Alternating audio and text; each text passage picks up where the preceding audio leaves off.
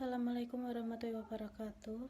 Saya Nailil Iza akan menjelaskan tentang kontroversi Super Semar atau Surat Perintah 11 Maret. Super Semar lahirnya Surat Perintah 11 Maret yang pada tahun 1966 diawali oleh peristiwa keji pada tanggal 1 Oktober 1965 yang menewaskan 6 perwira tinggi dan 1 perwira menengah TNI AD. Kekejian ini kemudian disusul oleh banjir darat dalam pembantaian massal yang berlangsung antara bulan Oktober hingga Desember pada tahun 1965.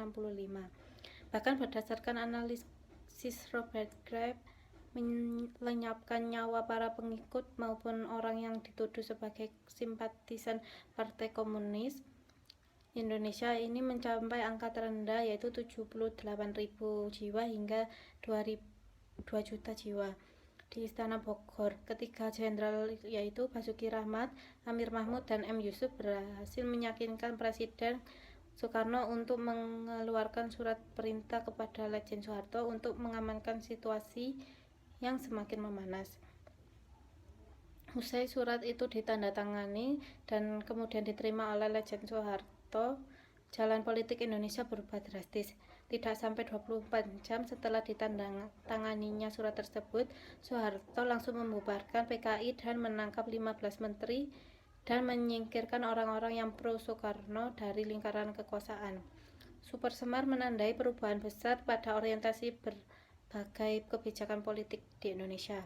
Keberadaan Super Semar tidak dapat dipungkiri. Presiden Soekarno dalam pidatonya yang berjudul "Sekali-kali jangan meninggalkan sejarah" atau Jas Merah pada tanggal 17 Agustus 1966 menyatakan bahwa Super Semar yang diberikan pada Letjen Soeharto bertujuan untuk mengatasi keadaan dan menjaga wibawa Presiden.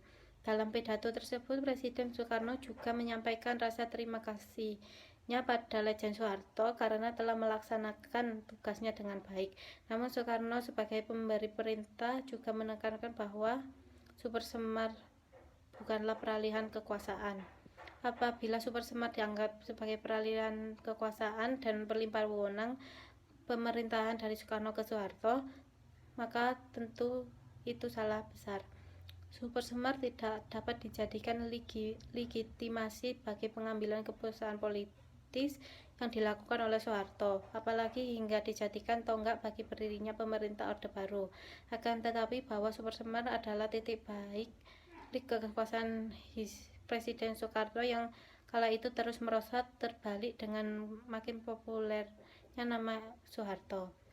Arah perpolitikan Indonesia berbelok dari sipil ke militer, dari berorientasi kiri menjadi kanan, dan dari anti-nekolim menjadi pro modal asing. Super Semar kemudian menjadi alat politik bagi legitimasi kekuasaan yang bercokol selama 32 tahun.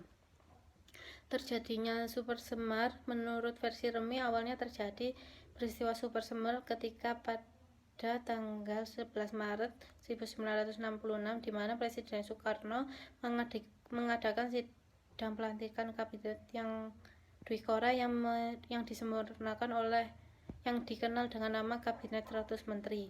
Pada saat sidang dimulai, Brigadir Jenderal Subur sebagai Panglima Pasukan Pengawal Presiden Cakrabiwirawa melaporkan bahwa banyak pasukan liar yang pasukan tidak dikenal yang belakangan diketahui adalah pasukan Koster di bawah pimpinan Mayor Jenderal Kemal Idris yang bertugas menahan orang-orang yang berada di kabinet yang diduga terlibat G30S PKI. Di antaranya yaitu Wakil Perdana Menteri 1 Subandrio. Berdasarkan laporan tersebut, Presiden bersama Wakil Perdana Menteri 1 Subandrio dan Wakil Perdana 3 Khairul Sareh berangkat ke Bogor dengan helikopter yang sudah disiapkan. Sementara sidang akhirnya ditutup oleh Wakil Perdana Menteri Dr. Jenderal Leimena yang kemudian muncul ke Bogor. Situasi ini dilaporkan kepada Mayor Soeharto yang kemudian menjadi presiden yang menggantikan Soekarno pada saat itu selaku Panglima Darat. Mayor Jenderal Soeharto saat itu tidak menghadiri sidang kabinet karena sakit. Namun sebagian kalangan menilai ketidakhadiran Soeharto ke dalam sidang kabinet dianggap sebagai skenario Soeharto untuk menunggu situasi, sebab dianggap kejanggalan Mayor Jenderal Soeharto mengutus 3 orang perwira AD untuk ke Bogor menemui Presiden Soekarno di Istana Bogor, yakni Jenderal Yusuf, Jenderal Amir Mahmud, dan Jenderal Basuki Rahmat. Setibanya di Bogor, pada malam hari terjadinya pembicaraan antara 3 perwira tersebut dengan Presiden Soekarno.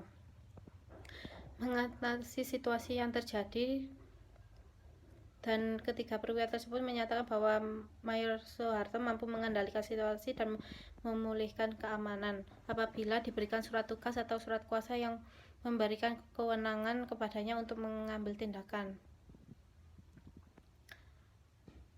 Dan Soekarno menyetujui untuk itu, dan dibuatlah surat perintah yang dikenal sebagai Surat Perintah 11 Maret atau Super Semar, yang ditujukan kepada Mayor Jenderal Soeharto selaku Panglima AD untuk mengambil tindakan yang diperlukan untuk memulihkan keamanan dan ketertiban. Yang terakhir yaitu kontroversi di balik Surat Persemar. Ada 3 versi. Yang pertama yaitu di mana Republik Indonesia mengalami sebuah transisi terbesar dalam tumpuk kekuasaan bangsa Indonesia. Surat mandat tersebut konon merupakan titah kepada Soeharto yang pada saat itu menjabat sebagai Panglima Komando Operasi Keamanan dan Ketertiban untuk mengambil segala tindakan mengatasi situasi keamanan. Namun surat itu seolah menjadi jalan pembuka bagi Soeharto untuk meraih tahta sebagai presiden baru menggantikan Soekarno.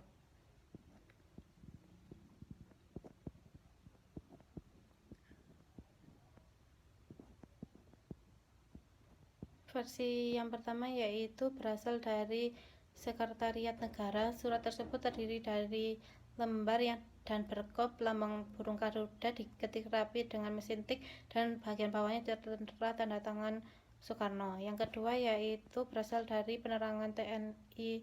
Surat tersebut terdiri dari lembar berkop lambang burung Garuda. Ketikan pada kedua ini tampak tidak rapi. Perbedaan juga terlihat dari penulisan nama Soekarno pada versi kedua, sedangkan pada versi pertama yaitu Soekarno.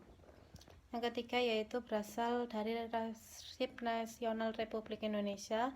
Surat versi ketiga ini terdiri dari 1 lembar tidak berkop dan hanya berupa salinan. Tanda tangan Soekarno juga tampak berbeda dari versi pertama dan kedua. Sekian dari saya. Wassalamualaikum warahmatullahi wabarakatuh.